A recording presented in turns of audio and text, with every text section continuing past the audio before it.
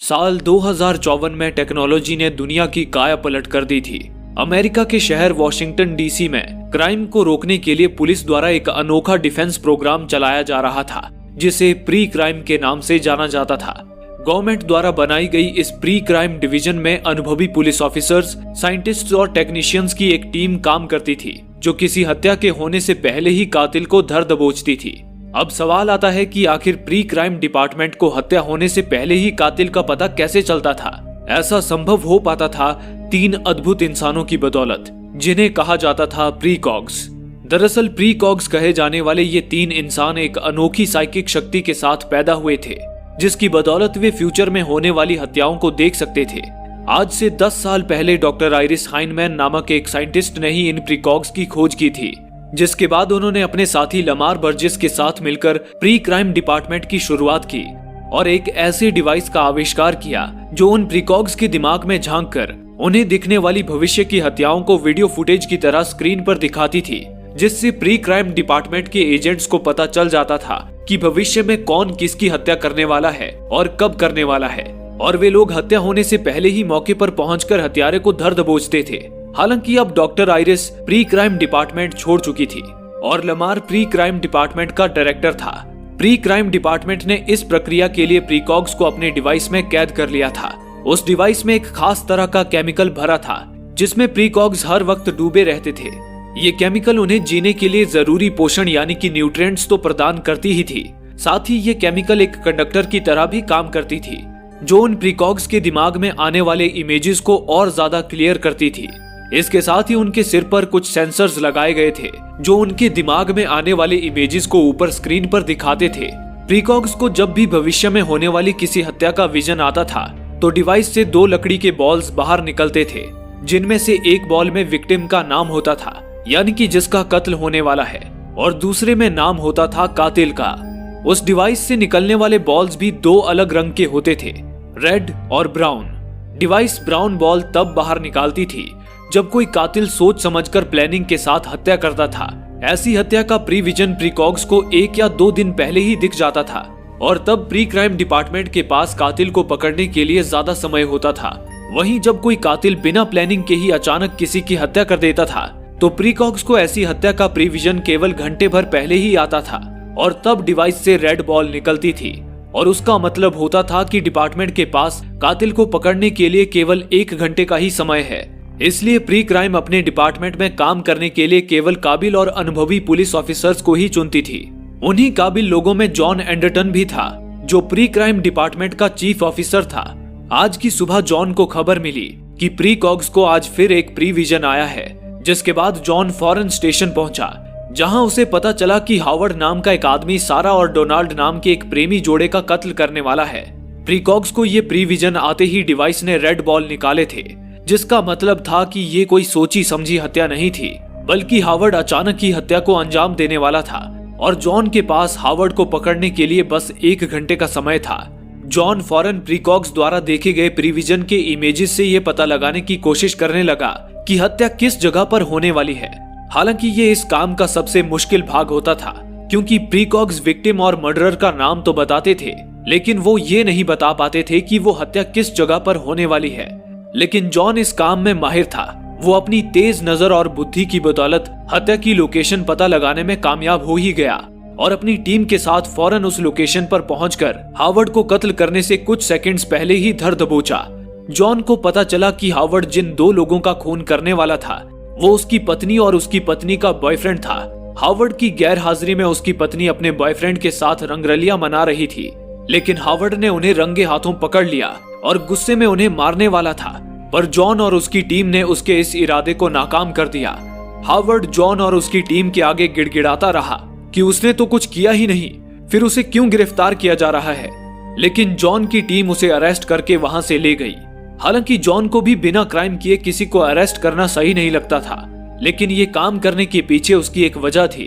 दरअसल कुछ साल पहले जॉन अपने 6 साल के बेटे शॉन के साथ एक पूल पर वीकेंड बिताने गया था, पर पूल पर स्विमिंग करते वक्त अचानक उसका बेटा कहीं गायब हो गया था। उसने शॉन को ढूंढने में जमीन आसमान एक कर दी, पर शॉन उसे नहीं मिल पाया।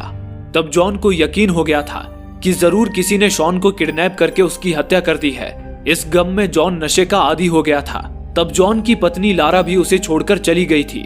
इस घटना के 6 महीने बाद ही जॉन ने प्री क्राइम डिपार्टमेंट ज्वाइन किया, क्योंकि वो चाहता था कि वो हर क्राइम को होने से पहले रोक सके, ताकि जो उसके बेटे के साथ हुआ वो किसी और के साथ ना हो। आज प्री क्राइम की बदौलत 6 सालों से शहर में एक भी हत्या नहीं हुई थी, जिससे शहर के लोग आजादी और सुकून से जिंदगी जी रहे थे। प्री क्राइम की सफलता को देखते हुए प्री क्राइम के डायरेक्टर लमार अपने इस प्रोग्राम को सिर्फ एक शहर में ही नहीं बल्कि पूरे देश में लाना चाहते थे। लेकिन इस प्रोग्राम को नेशनल करने से पहले डिपार्टमेंट ऑफ जस्टिस ने अपने एक एजेंट डैनी विटवर को ये पता लगाने भेजा था कि कहीं प्री क्राइम के काम में कोई फॉल्ट तो नहीं है। प्री क्राइम के काम की जांच के दौरान डैनी ने देखा कि हावर्ड के पकड़े जाने के बाद भी प्रीकॉग्स को हावर्ड द्वारा की गई कत्ल का प्रिविजन बार बार दिखाई दे रहा था। वजह पूछने पर एक एजेंट ने डैनी को बताया कि इसे प्रीकॉग्स का डेजा वू कहा जाता है। प्रीकॉग्स के दिमाग में किसी एको की तरह एक ही प्रिविजन बार बार आते रहते हैं। हालांकि उनके टेक्नीशियन इस डुप्लीकेट प्रिविजन को सिस्टम से डिलीट कर देते हैं। इसके बाद डैनी ने पूछा कि आखिर इन प्रीकॉग्स को केवल मर्डर्स ही क्यों दिखाई देते हैं, कोई और क्राइम क्यों नहीं। तभी जॉन वहां आया। जॉन ने डैनी को बताया कि बाकी क्राइम के मुकाबले मर्डर एक बहुत ही डिस्ट्रक्टिव यानी कि भयानक घटना होती है, इसलिए प्रीकॉग्स चाहकर भी ऐसी भयानक घटना को नजरअंदाज नहीं कर पाते। ये सुनकर डैनी ने कहा कि वो प्रीकॉग्स से मिलना चाहता है, लेकिन जॉन ने उसे मना कर दिया। उसने कहा कि प्रीकॉग्स के चैम्बर में किसी का भी जाना मना है, क्योंकि वहाँ एक छोटी सी गलती भी पूरे प्रोग्राम को बर्बाद कर सकती है। यहाँ तक कि वो खुद कभी चैम्बर के अंदर नहीं गया। वहाँ केवल वॉली को ही जाने की इजाजत है, जो एक टेक्नीशियन है और वो ही प्रीकॉग्स की देखरेख करता है। लेकिन डैनी के पास प्री क्राइम के हर काम की बारीकी से तहकीकात करने का वारंट था, इसलिए जॉन उसे रोक नहीं पाया और उसे लेकर प्रीकॉग्स के चैम्बर में आ गया।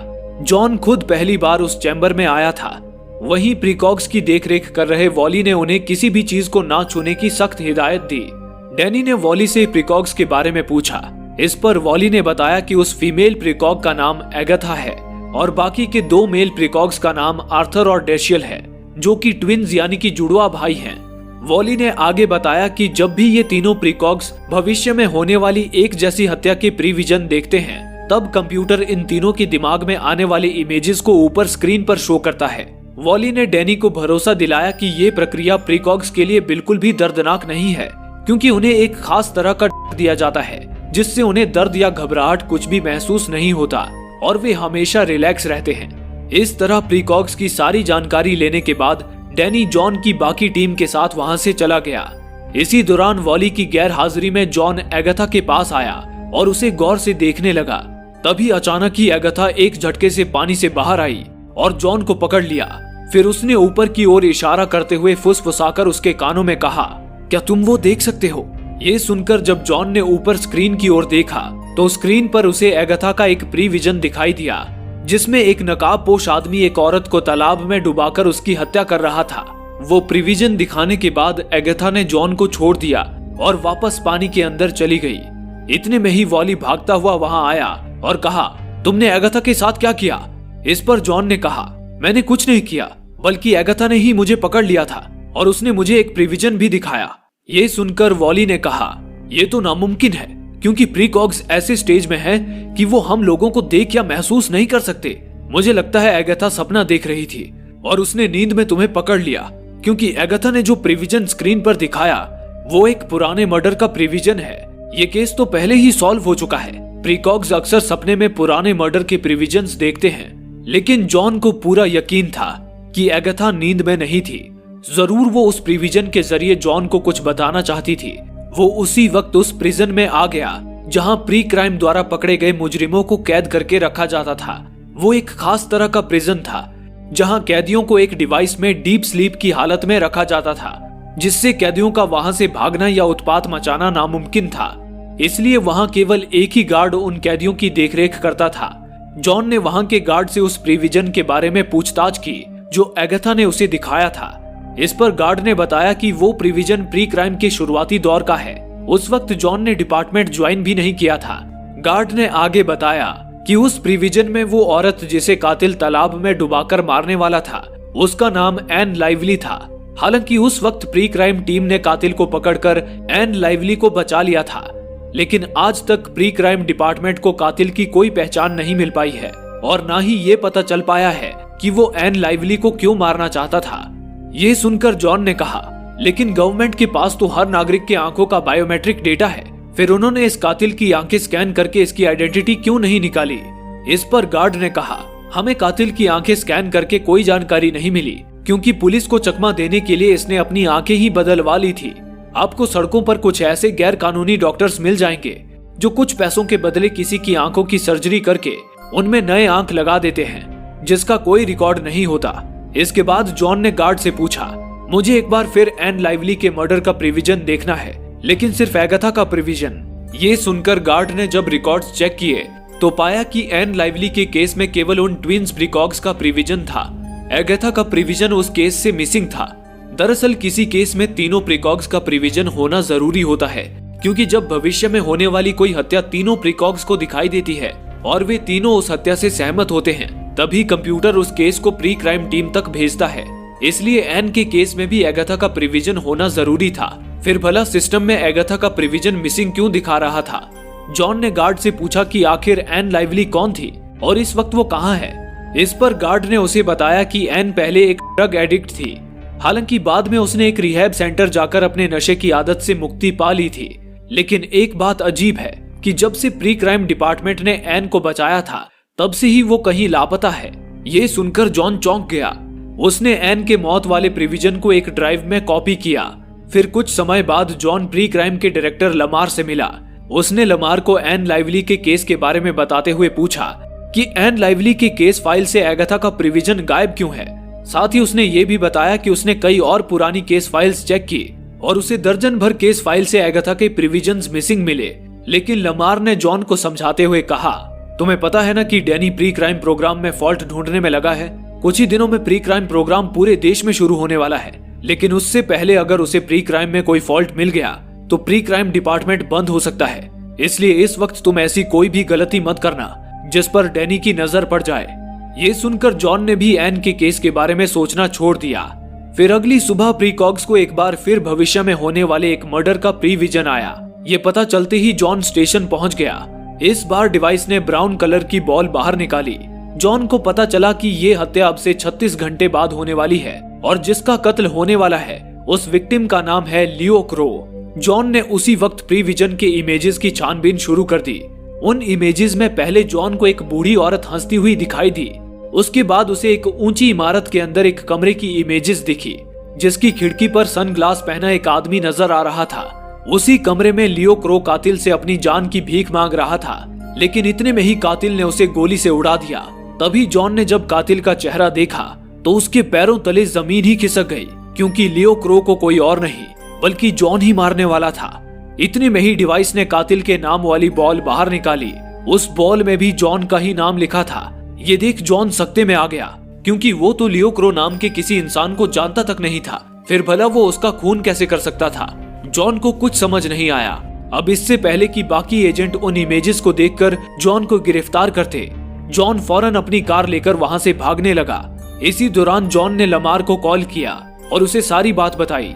उसने लमार से कहा, जरूर मेरे खिलाफ कोई साजिश रची जा रही है, क्योंकि मैं तो लियो क्रो नाम के किसी आदमी को जानता तक नहीं हूँ। फिर भला मैं उसका खून कैसे कर सकता हूँ? ये सुनकर लमार ने कहा, जॉन तुम इसी वक्त मेरे घर आओ, हम मिलकर इस मामले के तह तक पहुंचेंगे। मैं वादा करता हूँ तब तक मैं तुम्हें सुरक्षित रखूंगा।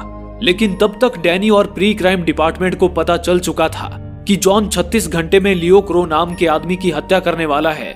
उन्होंने जॉन की कार को डिटेक्ट करके उसे हैक कर लिया, जिससे जॉन की कार अपने आप ही प्री क्राइम स्टेशन की तरफ जाने लगी। ये देख जॉन कार की खिड़की तोड़कर कार से कूद गया और वहां से निकलकर सीधा रेलवे स्टेशन पहुंच गया। लेकिन शहर में हर जगह सेंसर्स लगे हुए थे, जो जॉन की आंखों को स्कैन करके प्री क्राइम टीम को उसकी लोकेशन बता रहे थे। डैनी और प्री क्राइम टीम जॉन को ट्रेस करती हुई जल्द ही उस तक पहुंच गई। उन्होंने जॉन को पकड़ने की भरपूर कोशिश की, लेकिन जॉन उन्हें चकमा देकर किसी तरह उनसे बच निकला और सीधा जंगलों के बीच मौजूद एक घर में पहुंचा। वो घर डॉक्टर आइरिस हाइनमैन का था, उसी साइंटिस्ट का जिन्होंने प्रीकॉक्स की खोज की थी और लमार के साथ मिलकर प्री क्राइम की शुरुआत की थी। जॉन ने आइरिस को अपना परिचय दिया और उन्हें सारी बात बताई। फिर जॉन ने उनसे पूछा, डॉक्टर, क्या ऐसा मुमकिन है कि प्रीकॉक्स को दिखने वाले प्रिविजन्स गलत साबित हों? क्योंकि मैं तो लियो क्रो नाम के किसी आदमी को जानता तक नहीं। फिर भला मैं उसका खून कैसे कर सकता हूँ? आपने प्रीकॉग्स पर रिसर्च की है, आपने ही प्री क्राइम प्रोग्राम का आविष्कार किया है, तो आपको ये जरूर पता होगा। इस पर आइरिस ने कहा, मुझे बुरा लगता है जब लोग मुझे प्री क्राइम प्रोग्राम का आविष्कारक कहते हैं, क्योंकि मैंने कभी नहीं चाहा था कि उन मासूम प्रीकॉग्स को इस काम के लिए इस्तेमाल किया जाए, बल्कि मैं तो उनका इलाज करना चाहती थी। दरअसल आज से 10 साल पहले मैं न्यूरोइन ड्रग से एडिक्ट माओं के बच्चों का इलाज कर रही थी। ये न्यूरोइन ड्रग कोई मेडिकली टेस्टेड नहीं है, बल्कि ये इलीगली बनाया जाता है। ये ड्रग इतना खतरनाक है कि इससे एडिक्ट माओं के बच्चे एक गंभीर मानसिक बीमारी के साथ पैदा होते हैं और ज्यादातर बच्चे 12 साल की उम्र से पहले ही मर जाते हैं। लेकिन जो बच्चे सरवाइव कर जाते हैं, उनकी जिंदगी एक भयानक सपना बनकर रह जाती है। वे बच्चे जब भी अपनी आंखें बंद करते हैं तो उन्हें केवल दिल दहलाने वाली हत्याओं के दृश्य दिखाई देते हैं। हमें ये जानने में देर नहीं लगी कि उन बच्चों को दिखने वाले दृश्य असल में भविष्य में होने वाले मर्डर्स के प्री विजन्स होते थे। और तब हमने ऐसे ही 3 बच्चे यानी कि एगाथा और उन 2 ट्विंस लड़कों के साथ प्री क्राइम की शुरुआत की। तब से लेकर आज तक उनके द्वारा देखा गया कोई भी प्री विजन गलत साबित नहीं हुआ। ये सुनकर जॉन मायूस हो गया। तभी आइरिस ने कहा, लेकिन एक मामले में वे गलत हो सकते हैं। यूं तो हर बार तीनों प्रीकॉग्स भविष्य में होने वाली किसी हत्या के प्रिविजन को एक ही तरह से देखते हैं और तीनों प्रीकॉग्स उस प्रिविजन से सहमत होते हैं। लेकिन कभी कभार ऐसा होता है कि वो ट्विंस लड़के तो किसी प्रिविजन से सहमत होते हैं, लेकिन एगाथा उनसे सहमत नहीं होती, क्योंकि वो उसी प्रिविजन को अलग तरह से देखती है। इसे माइनॉरिटी रिपोर्ट कहा जाता है। ये सुनकर जॉन चौंक उठा। उसने कहा, पर मुझे अब तक इस माइनॉरिटी रिपोर्ट के बारे में क्यों नहीं बताया गया? इस पर आइरिस ने कहा, क्योंकि ये माइनॉरिटी रिपोर्ट प्री क्राइम की एक खामी है। अगर प्री क्राइम की ये खामी किसी को पता चल गई तो लोगों का प्री क्राइम से भरोसा उठ जाएगा और प्री क्राइम डिपार्टमेंट हमेशा के लिए बंद हो जाएगा। इसलिए इसे गुप्त रखा गया है। जब भी कंप्यूटर को इस माइनॉरिटी रिपोर्ट का पता चलता है तो वो फौरन एगाथा के प्रिविजन को सिस्टम से डिलीट कर देता है। मैंने और लमार ने इसे ऐसे ही प्रोग्राम किया है। ये सुनकर जॉन को समझ आया कि इसी वजह से एन लाइवली के साथ साथ कुछ और केसेस में एगाथा का प्रिविजन गायब था, क्योंकि उन केसेस में एगाथा का प्रिविजन ट्विंस प्रीकॉग्स के प्रिविजन से अलग था। यानी कि एगाथा ने एन लाइवली के मर्डर वाले प्रिविजन में कुछ और ही देखा था और ये एक माइनॉरिटी रिपोर्ट था। इसलिए कंप्यूटर ने एगाथा का ये प्रिविजन अपने आप ही सिस्टम से डिलीट कर दिया था। ये सुनकर जॉन ने कहा, इसका मतलब है कि अब तक मैंने जिन्हें गिरफ्तार किया वे लोग निर्दोष भी हो सकते थे। इस पर आइरिस ने कहा, हाँ हो सकते थे, लेकिन इसके चांसेस बहुत कम हैं। लेकिन अगर तुम्हारे केस में माइनॉरिटी रिपोर्ट है तो तुम खुद को निर्दोष साबित कर सकते हो, पर उसके लिए तुम्हें स्टेशन जाकर एगाथा का प्रिविजन डाउनलोड करना होगा। अगर एगाथा ने तुम्हारा भविष्य बाकी प्रीकॉग से अलग देखा है तो तुम बच सकते हो। हालांकि अब जॉन स्टेशन तो क्या, बाहर सड़क पर भी दिख नहीं सकता था, क्योंकि बाहर सड़कों पर लगे सेंसर्स उसकी आंखों को स्कैन करके प्री क्राइम टीम को उसकी लोकेशन बता सकते थे। लेकिन खुद को बेगुनाह साबित करने के लिए जॉन को एगाथा का प्रिविजन डाउनलोड करना जरूरी था। इस सिचुएशन में जॉन को उन डॉक्टर्स का ख्याल आया जो गैर कानूनी तरीके से आंखों को बदलने का काम करते थे। जॉन फौरन एक डॉक्टर के पास जा पहुंचा, जिसने जॉन के आंखों का ऑपरेशन करके उसकी आंखें बदल दी। साथ ही उस डॉक्टर ने जॉन को एक इंजेक्शन भी दिया, जिसे अपने चिन पर लगाने के बाद कुछ समय के लिए जॉन का चेहरा बदल जाएगा, जिससे जॉन को कोई पहचान नहीं पाएगा। ऑपरेशन कंप्लीट होते ही जॉन एगाथा का प्रिविजन डाउनलोड करने स्टेशन के लिए निकल गया। पहले तो उसने डॉक्टर के दिए इंजेक्शन से अपना हुलिया बदल लिया, उसके बाद वो स्टेशन में जा घुसा। जॉन अपने साथ अपना एक पुराना आंख भी ले आया था, जिसकी मदद से वो स्टेशन के डोर्स को एक्सेस करके सीधा प्रीकॉग्स के चैम्बर में जा घुसा। चैम्बर में आते ही उसने सबसे पहले सिक्योरिटी डोर्स लॉक कर दिए। फिर उसने वॉली से एगाथा का प्रिविजन एक डिस्क में कॉपी करके देने को कहा। वॉली जॉन की रिस्पेक्ट करता था, इसलिए वो उसकी मदद करने को राजी हो गया और सिस्टम को स्कैन करके एगाथा का प्रिविजन तलाश करने लगा। लेकिन तब तक उधर डैनी को पता चल गया कि जॉन प्रीकॉग्स के चैम्बर में है। डैनी उसी वक्त प्री क्राइम टीम के साथ उस चैम्बर में आने लगा। ये देख जॉन उसी वक्त एगाथा को लेकर पूल के फ्लश के जरिए स्टेशन से निकल भागा और डैनी बस हाथ मलता रह गया। अब उस घटना को घटित होने में केवल 51 मिनट ही बचे थे जब जॉन लियो क्रो की हत्या करेगा। उससे पहले जॉन को एगाथा के दिमाग में मौजूद प्रिविजन डाउनलोड करना था और पता लगाना था कि क्या वो सचमुच लियो क्रो को मारने वाला है या वो एक माइनॉरिटी रिपोर्ट है। जॉन उसी वक्त एगाथा को लेकर एक साइबर पार्लर में पहुंचा, जहां प्रीकॉग्स के डिवाइस जैसी ही एक मशीन थी, जिससे दिमाग में आने वाले इमेजेस को डाउनलोड किया जा सकता था। जॉन ने वहां एक टेक्नीशियन को डरा धमकाकर उससे एगाथा के दिमाग में आने वाले प्रिविजन को डाउनलोड करने को कहा। जिसके बाद उस टेक्नीशियन ने एगाथा के सिर पर स्कैनर्स लगा दिए। तब जॉन ने एगाथा को उस प्रिविजन के बारे में फिर सोचने को कहा जिसमें वो लियो क्रो को मारने वाला था। एगाथा जॉन की बात मानती हुई उस प्रिविजन के बारे में सोचने लगी, जिससे वो प्रिविजन स्क्रीन पर भी दिखने लगा।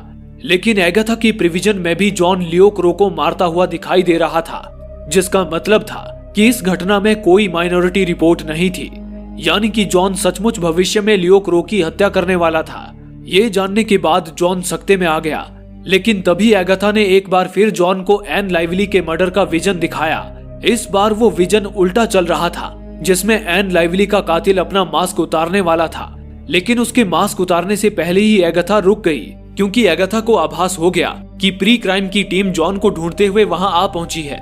हालांकि उस वक्त तक टेक्नीशियन ने अभी अभी एगाथा द्वारा देखे गए प्रिविजन को एक डिस्क में डाउनलोड कर लिया था। जॉन उस डिस्क को लेकर एगाथा के साथ वहां से निकल गया। अब जॉन को भी पूरा यकीन था कि वो लियो क्रो को मारने वाला है, लेकिन उसे मारने की वजह क्या होगी ये जॉन को समझ नहीं आ रहा था। तभी जॉन को एक एडवर्टीजमेंट बोर्ड दिखाई दिया, जिसमें उसी सनग्लास पहने आदमी की फोटो थी जिसे जॉन ने प्रिविजन में देखा था। वो एडवर्टीजमेंट बोर्ड एक होटल के ऊपर लगाई जा रही थी। जॉन समझ गया कि वो उसी होटल के किसी रूम में लियो क्रो को मारने वाला है। हालांकि जॉन वहां से भागकर फ्यूचर की इस घटना को टाल सकता था, लेकिन उस वक्त उसके दिमाग में बस यही बात चल रही थी कि आखिर लियो क्रो ने उसका क्या बिगाड़ा था जो वो उसे मारने वाला है। सच्चाई के तह तक जाने के लिए जॉन ने उस होटल में जाने का फैसला किया। हालांकि एगाथा ने उसे ऐसा करने से रोका, पर उसने एगाथा को भरोसा दिलाया कि वो किसी भी हाल में लियो क्रो को मारेगा नहीं। जॉन उसी वक्त होटल के रिसेप्शन पे पहुंचा और रिसेप्शनिस्ट को गन दिखाकर पूछा कि लियो क्रो किस रूम में है। इस पर रिसेप्शनिस्ट ने बताया कि लियो क्रो रूम नंबर 1006 में ठहरा है। वहीं रिसेप्शन पर जॉन को वो हंसती हुई लेडी दिखाई दी जिसे जॉन ने प्रिविजन में देखा था, यानी कि प्रीकॉग्स का प्रिविजन सच होता जा रहा था। लेकिन ये जानने के बावजूद भी जॉन रुका नहीं। वो रूम नंबर 1006 में जा पहुंचा, लेकिन उस वक्त लियो क्रो कहीं बाहर गया हुआ था। तभी जॉन की नजर बेड की ओर गई। जॉन ने देखा कि वहां बेड पर छोटे बच्चों के ढेर सारे फोटोग्राफ्स रखे हुए थे। तभी जॉन ने वहां कुछ ऐसा देखा जिससे उसे गहरा सदमा लगा। वहां उन फोटोग्राफ्स के बीच जॉन के गुम हुए बेटे शॉन की भी फोटो मौजूद थी। उसे देख जॉन की आंखें नम हो गई। वो समझ गया कि लियो क्रो मासूम बच्चों को किडनैप करता है और उसके बेटे शॉन का भी किडनैप उसी ने किया है। ये समझ आते ही जॉन के अंदर गुस्से की ज्वाला भड़क उठी। इतने में ही लियो बाहर से अपने कमरे में आया। उसे देख गुस्से से बौखलाए जॉन ने पहले तो बुरी तरह उसे पीटा, फिर पूछा कि उसका बेटा शॉन कहाँ है। इस पर लियो ने बताया कि वो शॉन को मार चुका है। ये सुनकर जॉन के गुस्से की आग और ज्यादा भड़क उठी। उसने लियो पर अपनी बंदूक तान दी। जॉन बस गोली चलाने ही वाला था कि तभी एगाथा ने उसे रोकते हुए कहा, जॉन, हर किसी को अपना फ्यूचर बदलने का मौका नहीं मिलता, पर तुम्हें मिला है। इसकी जान ना लेकर तुम अपनी किस्मत बदल सकते हो। ये सुनकर जॉन ने एक पल सोचा और फिर वो अपने दिल पर पत्थर रखकर लियो को मारने के बजाय गिरफ्तार करने के लिए तैयार हो गया। लेकिन तभी लियो ने कहा, तुम रुक क्यों गए? चलाओ गोली। अगर तुम मुझे नहीं मारोगे तो वो मेरे परिवार को पैसे नहीं देगा। ये सुनकर जॉन ने आश्चर्य से पूछा, तुम किसकी बात कर रहे हो? इस पर लियो ने कहा, वही जिसने मुझे ये सब नाटक करने को कहा था। उसने कहा था कि मैं तुम्हारे बेटे के कातिल होने का झूठा नाटक करूं, जिसके बाद जब तुम मुझे मार दोगे तो वो मेरी फैमिली को ढेर सारे पैसे देगा। मैं तो तुम्हारे बेटे को जानता तक नहीं। उसी ने मुझे तुम्हारे बेटे की फोटो दी थी, लेकिन वो कौन है और दिखता कैसा है ये मैं नहीं जानता, क्योंकि हमारी बस फोन पर ही बात हुई थी। ये कहकर लियो जॉन से मौत की भीख मांगने लगा। लेकिन ये सब सुनकर जॉन खुद सदमे में था। जॉन ने लियो को शांत रहने को कहा, पर तभी लियो ने जॉन की बंदूक से खुद को ही शूट कर लिया और खिड़की तोड़कर सीधा बिल्डिंग से नीचे जा गिरा। ये देख जॉन सन्न रह गया। कुछ समय बाद लियो के मौत की खबर मिलते ही डैनी प्री क्राइम टीम के साथ मौके पर पहुंच गया, लेकिन तब तक जॉन अपनी बंदूक वहीं छोड़ एगाथा को लेकर वहां से निकल चुका था। क्राइम सीन को देखकर प्री क्राइम टीम समझने लगी कि लियो क्रो ने जॉन के बेटे की हत्या की होगी, इसलिए जॉन ने उसे मारा। लेकिन वहीं डैनी को ये बात खटक रही थी कि कोई कातिल कत्ल करने के बाद अपने शिकार की फोटो ऐसे बेड पर रखकर खुद को खतरे में क्यों डालेगा। डैनी को दाल में कुछ काला नजर आया। वो समझ गया कि किडनैपर ने जानबूझकर जॉन के बेटे की फोटो बेड पर फैलाकर रखी थी ताकि जॉन उसे देख गुस्से में उसकी हत्या कर दे। लेकिन किडनैपर खुद अपनी मौत को दावत क्यों देगा? डैनी इस बात की तहकीकात में लग गया। दूसरी ओर प्री क्राइम का डायरेक्टर लमार अपने घर में परेशान बैठा था क्योंकि प्री क्राइम के इतिहास में पहली बार शहर में कोई मर्डर हुआ था। इसी दौरान लमार को डैनी का फोन आया। उसने लमार को जॉन के घर बुलाया। लमार उसी वक्त जॉन के घर जा पहुंचा। वहां पहले तो डैनी ने लमार को जॉन की गन सौंप दी, फिर कहा, सर जॉन के घर की दोबारा छानबीन करने पर मुझे एन लाइवली केस का एक बड़ा सुराग हाथ लगा है। ये कहकर डैनी ने लमार को एन लाइवली के मर्डर का प्रिविजन दिखाया, जो कई साल पहले पहली बार केवल उन ट्विन्स प्रीकॉक्स द्वारा देखा गया था। हालांकि उसमें से एगाथा का प्रिविजन मिसिंग था। उसके बाद डैनी ने लमार को एगाथा द्वारा देखा एन लाइवली का प्रिविजन दिखाया, जिसे हाल ही में जॉन ने साइबर पार्लर के उस टेक्नीशियन की मदद से डाउनलोड किया था। उन्हें देखने के बाद लमार ने कहा, तुम ये प्रिविजन्स मुझे क्यों दिखा रहे हो? मैं जानता हूँ कि ये एको है, यानी कि प्रीकॉक्स का डेजावू। प्रीकॉक्स को कातिल के पकड़े जाने के बाद भी एक ही प्रिविजन बार बार दिखते रहते हैं, मैं जानता हूँ। लेकिन डैनी ने कहा, सर क्या आपने गौर नहीं किया? जरा एक नजर एगाथा द्वारा देखे गए प्रिविजन पर डालिए। पानी में लहरों की दिशा किनारे से दूर जाती हुई दिखाई दे रही है। और अब ट्विन्स प्रीकॉक्स द्वारा देखे गए प्रिविजन को देखिए। यहाँ लहरों की दिशा अलग है क्योंकि हवा की दिशा बदल गई है। इससे ये साफ है कि ये दोनों प्रिविजन्स अलग अलग हैं। यानी कि एगाथा द्वारा देखा गया प्रिविजन कोई डेजावू नहीं है, बल्कि ये एक अलग प्रिविजन है। ये सुनकर लमार ने डैनी से कहा, आखिर तुम साबित क्या करना चाहते हो? इस पर डैनी ने कहा, मैं ये साबित करना चाहता हूँ कि एन लाइवली कहीं गायब नहीं हुई है, बल्कि उसका खून हो चुका है। और खूनी बड़ा ही शातिर है। उसे पता था कि प्री क्राइम सिस्टम कैसे काम करता है और प्रीकॉक्स को एक ही प्रिविजन बार बार दिखाई देते हैं। इस बात का फायदा उठाकर कातिल ने एक ऐसे आदमी को हायर किया जिसके पास खोने के लिए कुछ नहीं था।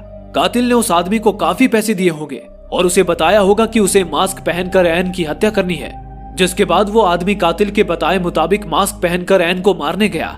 वो एन को तालाब में डुबाकर मारने वाला था, लेकिन प्रीकॉक्स ने अपने प्रिविजन में पहले ही उस आदमी को एन की हत्या करते हुए देख लिया था। जिसके बाद प्री क्राइम टीम ने उस आदमी को एन की हत्या करने से पहले ही धर दबोचा और वहां से ले गए। ठीक उसी वक्त उस आदमी की तरह ही मास्क और कपड़े पहनकर असली कातिल वहां आया। उस कातिल ने भी प्रीकॉक्स का वो प्रिविजन देखा था, जिससे उसे पता था कि वो आदमी एन को कैसे मारने वाला था। उसने ठीक उसी तरह एन को तालाब में डुबाकर मार डाला। हालांकि प्रीकॉक्स ने इस हत्या का भी प्रिविजन देखा था, पर क्योंकि दोनों प्रिविजन एक जैसे थे, इसलिए प्री क्राइम टीम को लगा कि ये सिर्फ प्रीकॉक्स का डेजावू है। वो बार बार एक ही घटना को देख रहे हैं, इसलिए उन्होंने इस प्रिविजन को डुप्लीकेट समझकर सिस्टम से डिलीट कर दिया। इस तरह एन के कातिल ने पूरे प्री क्राइम टीम को बेवकूफ बना दिया। डैनी ने आगे कहा, जॉन को एगाथा ने एक बार फिर असली कातिल का यही प्रिविजन दिखाया था, लेकिन कातिल बहुत ही शातिर है। उसे पता था कि जॉन आज नहीं तो कल इस प्रिविजन के जरिए एन के असली कातिल को जरूर ढूंढ लेगा।